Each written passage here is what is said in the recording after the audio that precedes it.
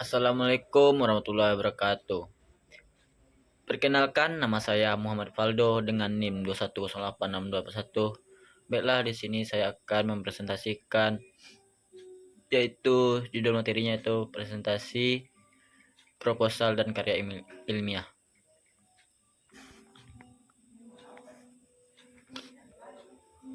Pengertian presentasi proposal adalah suatu kegiatan berbicara di hadapan banyak hadirin atau salah satu bentuk komunikasi. Presentasi merupakan kegiatan pengajuan suatu topik, pendapat, atau informasi kepada orang lain. Proposal adalah rencana kegiatan yang dituliskan dalam bentuk rancangan kerja yang akan dilaksanakan.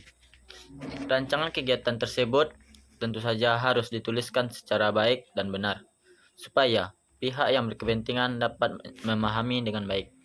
Presentasi proposal adalah di mana seorang memaparkan rencana penelitian dan berusaha untuk meyakinkan penguji atau pihak yang berkepentingan bahwa topik tersebut layak untuk diteliti. Yang kedua itu teknik presentasi proposal. 1. Pastikan telah membuat proposal. Langkah pertama yang wajib dilakukan sebagai cara presentasi seminar proposal ialah memastikan telah menyelesaikan proposal itu sendiri.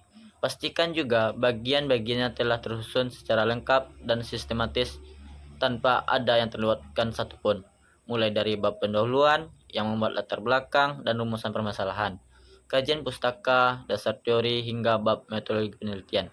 Yang kedua, pahami materi proposal.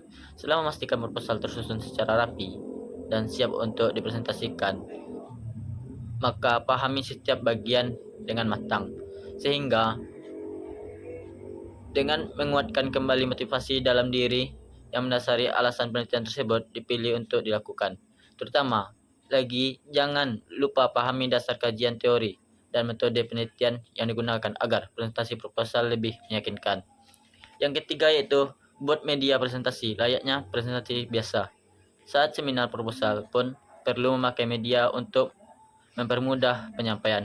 Usahakan khusus untuk seminar ini media yang dipakai sederhana saja, namun poin-poinnya mampu tersampaikan dengan jelas. Misalnya jika memakai PPT maka pastikan panjang maksimalnya sekira 15 halaman.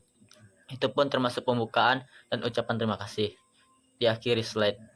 4. Perbanyak latihan pra-seminar. Mengadakan simulasi latihan secara mandiri dengan bantuan dari teman dekat akan sangat bermanfaat dalam mengoptimalkan penguasaan materi. Presentasi menjadi lebih sempurna.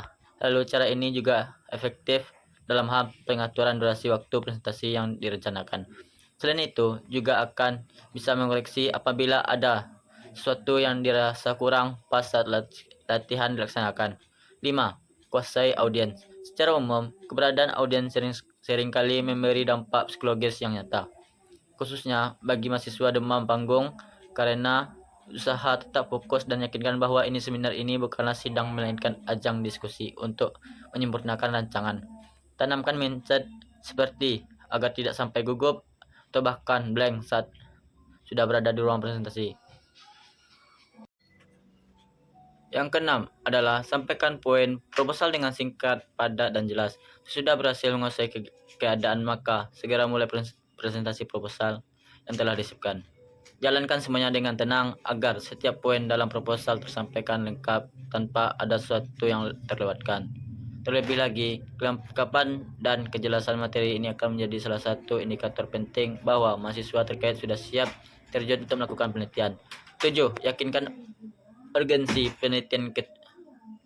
Ketujuh, nampaknya yang perlu ditekankan kembali pada audiens adalah urgensi dari penelitian yang akan dilaksanakan, yakni tunjukkan betapa pentingnya rancangan ini dan peranan penelitian dalam pemecahan masalah. Ini menjadi salah satu penilaian penting apakah sebuah penelitian bisa dikatakan layak atau tidak layak untuk dilanjutkan nantinya. 8. Berdoalah sebelum dan sesudah kegiatan terakhir, namun merupakan bagian yang paling penting ialah jangan pernah lupa untuk meminta kelancaran kepada Tuhan. Baiknya selalu membiasakan diri mengawali dengan mengakhiri usaha dengan doa yang tulus dan dari hati. termasuk pada saat sebelum dan sesudah presentasi proposal ini agar hasilnya bisa lebih mantap dan sesuai dengan bayangan yang akan diharapkan. C. Pengertian presentasi ilmiah.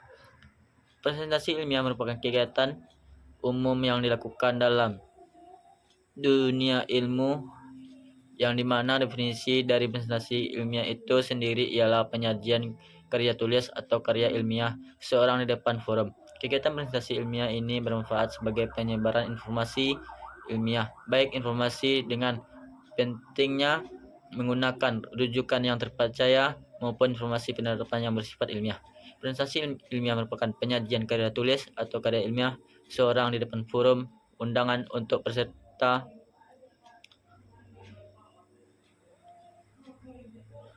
Presentasi ilmiah sendiri pun memiliki tujuan yang bermacam-macam. Tujuan presentasi ilmiah misalnya untuk memberikan informasi atau meyakinkan sebuah pendapat dari karya tulis itu sendiri.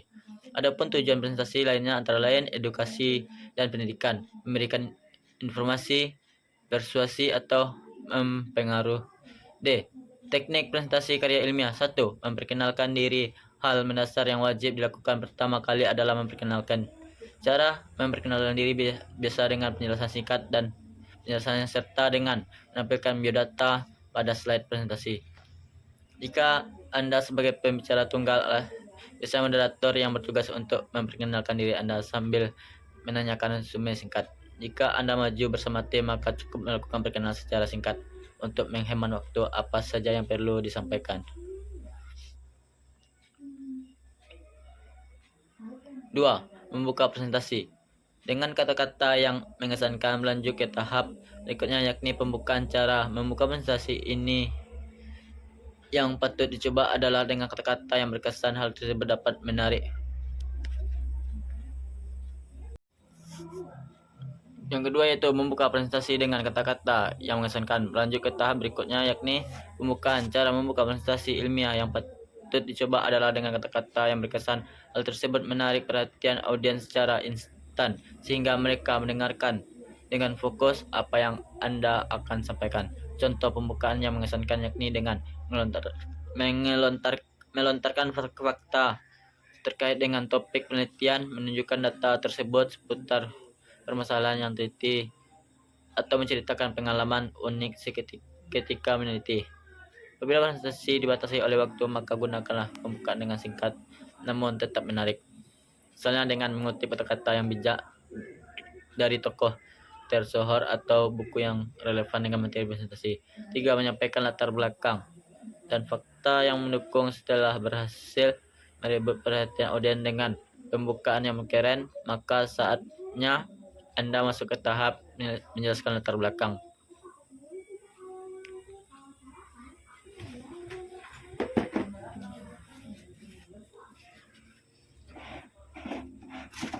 Keempat yaitu menjelaskan tujuan dan manfaat karya ilmiah. Selanjutnya, hal-hal yang perlu Anda paparkan adalah tujuan dan manfaat. Dalam presentasi yang sifatnya ilmiah, menjelaskan tujuan sangat penting untuk memberikan gambaran tentang apa yang ingin Anda capai dalam penelitian atau studi khusus tertentu. Tujuannya juga mempermudahkan para audiens untuk memahami arah karya ilmiah yang disajikan kepada mereka. Dalam penyampaian tujuan, Anda boleh hanya menyebutkan poin-poin tanpa menjelaskan atau dilengkapi dengan penjelasan pendek. Selain itu karya ilmiah juga perlu disampaikan saat presentasi. Sebaiknya sampaikan manfaat secara spesifik, misalnya manfaat untuk kalangan profesi tertentu atau manfaat untuk masyarakat. 5. Memaparkan poin-poin penting dari hasil penelitian. Menjelaskan mengenai dari hasil penelitian merupakan bagian terpenting yang penyampaian presentasi ilmiah. Para audiens pasti menunggu pokok pembahasan dan hasil yang didapat dari analisis yang Anda lakukan. Dalam memaparkan hasil penelitian, Anda juga perlu menyebutkan teori para ahli yang relevan dan hasil penelitian sebelumnya sebagai bandingan. Hal tersebut dapat menyediakan pengetahuan tambahan. 6. Menyampaikan kesimpulan penelitian. Jika pembukaan, pasti ada tahap penutupan. Mengakhiri presentasi terkait karya ilmiah umumnya dilakukan dengan menyampaikan kesimpulan. Dalam penyampaian kesimpulan, cukup tampilkan highlight dari hasil penelitian agar audiens cepat paham.